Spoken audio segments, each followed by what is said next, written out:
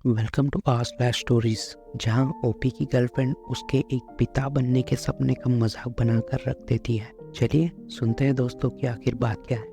सबसे पहले, इंग्लिश मेरी पहली लैंग्वेज नहीं है, इसलिए किसी भी गलती के लिए क्षमा करें। मैंने इसे यहाँ पोस्ट करने का फैसला किया है क्योंकि मुझे किसी को बताना है कि मेरी गर्लफ्रेंड एकमात्र व्यक्ति है जिस पर मैं वास्तव में भरोसा करता हूँ और उसे सब कुछ बताता हूँ। मेरे पास ऐसा कोई नहीं है जिसे मैं ये बता सकूं। मैं जानता हूँ कि वो और हमारा कोई भी दोस्त रेडिट पर नहीं है या रेडिट का उपयोग नहीं करते, इसलिए वह इस कहानी को देख नहीं पाएंगे। मैं एक 27 साल का लड़का हूँ और मेरी एक गर्लफ्रेंड है जो 28 साल की है। पिछले 2 वर्षों से हम एक साथ में हैं। ये मेरा पहला सीरियस रिश्ता है और वो एकमात्र व्यक्ति है जिससे मैं सच्चा प्यार करता हूँ। मेरा मतलब सचमुच प्यार है। मेरे 4 भाई बहन हैं और माँ है। मैं अपने भाई बहनों को पसंद करता हूँ, लेकिन मैं उनसे प्यार नहीं करता। और मैं अपनी माँ से नफरत करता हूँ क्योंकि वो शारीरिक और मानसिक रूप से अब्यूसिव थी। मैं कभी उनके करीब नहीं रहा और मैंने हमेशा सोचा था कि यदि आप खून के रिश्ते में हैं तो आपको उस व्यक्ति से प्यार करने की ज़रूरत नहीं है। लेकिन मैं एक बात जानता था, अगर मेरे कभी बच्चे होंगे तो मैं उनसे बहुत प्यार करूँगा, चाहे कुछ भी हो जाए। मेरा पिता बनना सबसे महत्वपूर्ण सपना था। सिर्फ एक पिता नहीं, बल्कि एक पापा, एक आदमी जो अपने परिवार के लिए कुछ भी करेगा, जो ये देखेगा कि उसके बच्चे कब पहला कदम उठाते हैं, कब वह अपने पहले शब्द कहते हैं। मैं बस उनके साथ रहना चाहता था, उन्हें देखना चाहता था, उन्हें सुनना चाहता था। लेकिन अब मुझे नहीं पता कि क्या मैं अब भी यही चाहता हूँ। मेरी गर्लफ्रेंड ने मुझे बताया कि वो निश्चित रूप से भविष्य में बच्चे चाहती है क्योंकि माँ बनना उसका भी सपना था और वो एक खुशहाल परिवार पाकर बहुत खुश है। हम एक दूसरे के साथ शरारतें करना बहुत पसंद करते हैं, लेकिन वे मासूम चुटकुले जैसे होते हैं, जैसे डोरवे पे टेप लगाना, ड्रॉवर में छोटी प्लास्टिक की मकड़ी छिपा देना, इस तरह के। ये सब इसी वीक में शुरू हुआ। पिछले वीक हम हमेशा की तरह ऐसा कोई संकेत नहीं था कि मेरी गर्लफ्रेंड मेरे साथ मजाक करने की कोई प्लानिंग बना रही है। गुरुवार को जब मैं काम से वापस आया तो वो हमारे लिविंग रूम में चिंतित बैठी थी। मैंने इसे ध्यान से देखा और उसके बगल में बैठ गया और पूछा कि क्या हुआ। फिर उसने प्रेगनेंसी टेस्ट किया और मुझे बताया कि वो प्रेग्नेंट है। मैं इस पर विश्वास नहीं कर सका। मैं बहुत खुश था। मैंने उसे कसकर गले लगा लिया और चूम लिया। वो अभी भी चिंतित थी, लेकिन मैं पूरे उत्साह से उसे बता रहा था कि हम माता पिता बनेंगे और हम दोनों जानते कि ये बड़ी जिम्मेदारी है, लेकिन इसे हम साथ निभाएंगे। फिर उसने मुझसे कहा कि ये बात अभी मैं किसी को ना बताऊं, क्योंकि वो ये बात निजी तौर पर संभाल के रखना चाहती थी। मैंने कहा कोई समस्या नहीं है, क्योंकि रविवार को हम अक्सर उसके माता पिता के साथ खाना खाने उनके घर पर जाते हैं, इसलिए मुझे यकीन है कि वो उन्हें तब बताएगी। मैं आज सबसे खुश आदमी था। प्रेगनेंसी के बारे में पता चलने से पहले मैं सगाई की अंगूठी ढूंढ रहा था। मैं उससे शादी करने के लिए कहना चाहता था, लेकिन मैंने फैसला किया कि मैं थोड़ा इंतज़ार करूंगा। उसके लिए वो अंगूठी खरीदूंगा जिसकी वो हकदार है, और जैसा होना चाहिए वैसा ही करूंगा। मैं पूरे दिन बहुत उत्साहित था और उसके साथ पूरा समय बिताना चाहता, लेकिन वो मूड में नहीं थी। मैंने खुद से कहा कि ये शायद हार्मोन होंगे, इसलिए मैंने उस पर दबाव नहीं डाला और उसे थोड़ा अकेला रहने दिया। उसे आश्वस्त किया कि अगर उसे किसी भी चीज़ की ज़रूरत है तो मैं वहाँ मौजूद हूँ। जब हम बिस्तर पर पहुँचे तो उसका मूड अब भी खराब था। मैंने उसे गले लगा लिया और उसके पेट की मालिश करते हुए उसे बताया कि मैं उससे प्यार करता हूँ और हम सब कर लेंगे। हमारे सोने से पहले उसने मुझे कहा कि उसे काम से एक दिन की छुट्टी लेनी होगी। मैंने कहा कि ठीक है, अगर उसे बुरा लगे तो मुझे कॉल करना और मैं उसके साथ रहने के लिए काम से पहले ही आ जाऊंगा। अगले दिन मैं उससे पहले उठा और हमेशा की तरह काम पर चला गया और उसके लिए एक नोट छोड़ दिया जिसमें लिखा था, तुम एक आदर्श माँ बनोगी। मैं उसे आश्वस्त करना चाहता था कि सब कुछ ठीक हो जाएगा।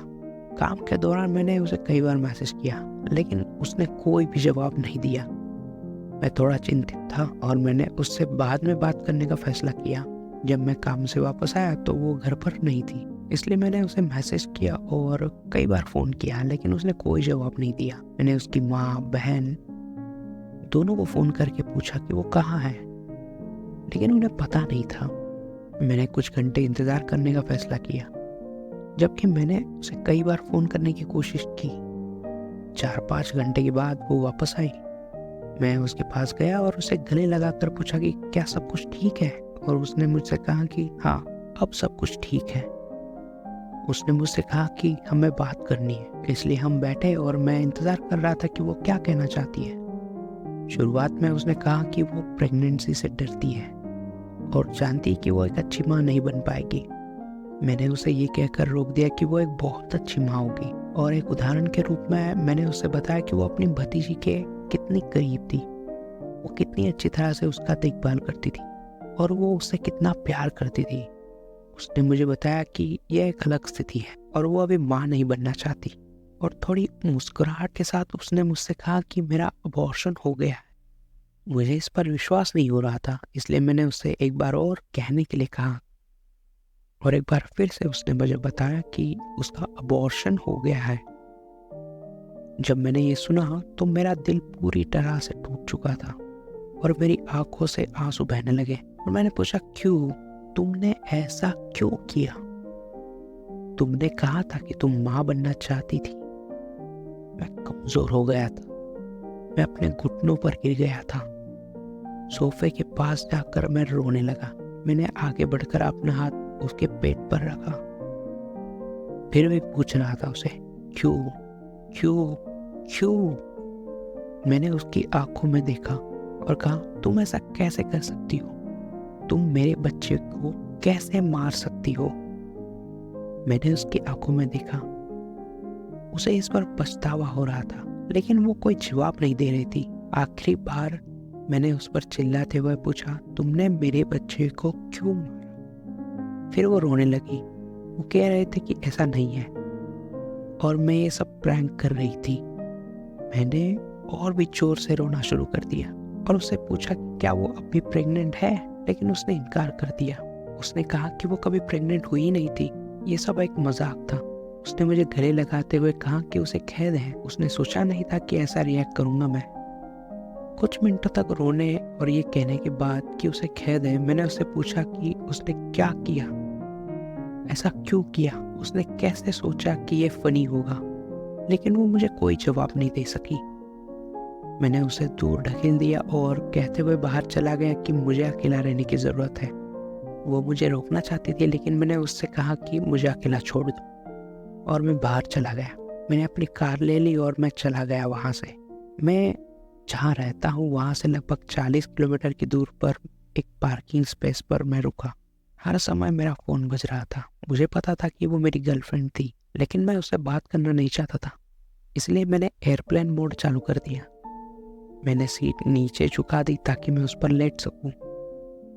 कुछ घंटे तक मैं उस पर लेटा रहा और कुछ भी नहीं सोच रहा था, लेकिन मैं सो गया। जब मेरा अलार्म बजने लगा तो मैं जाग गया। पहले तो मुझे यकीन नहीं था कि मैं कहाँ हूँ, लेकिन कुछ सेकंड बाद मुझे याद आया कि कल क्या हुआ था। मैं फिर से रोने लगा। मुझे ठंड लग रही थी क्योंकि तापमान लगभग 10 डिग्री सेल्सियस था। वो शनिवार था, लेकिन मैं काम पर गया था। मिनटों के बाद मैं शांत हो गया और काम पर चला गया।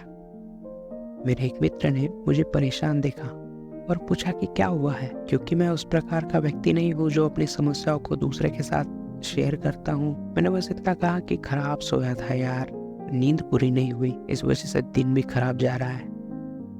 उसने कहा शिट हैपेंस। मैं मुस्कुराया और अपने रास्ते चल दिया। अपनी शिफ्ट के बाद मैंने अपना काम बंद कर दिया और ड्राइविंग के दौरान मैं फिर से रोया। मुझे हमेशा किसी पर बोझ बनने का डर लगता है, इसलिए मैंने फिर से अपनी कार में सोने का फैसला किया।